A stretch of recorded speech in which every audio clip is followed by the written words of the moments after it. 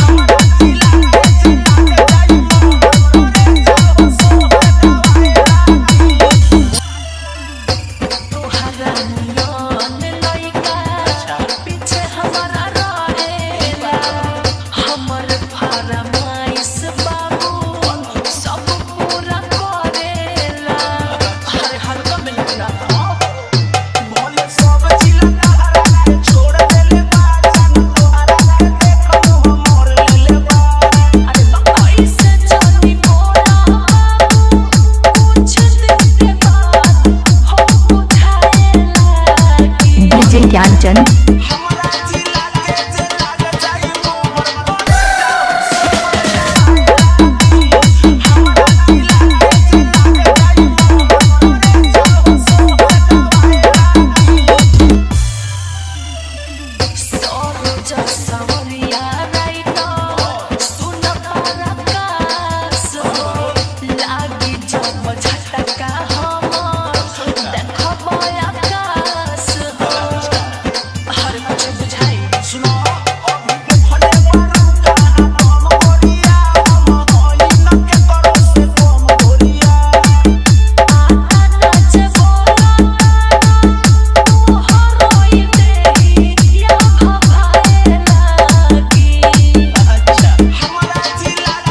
DJ Gyanchand रेवतीगंज बाजार। अयोध्या।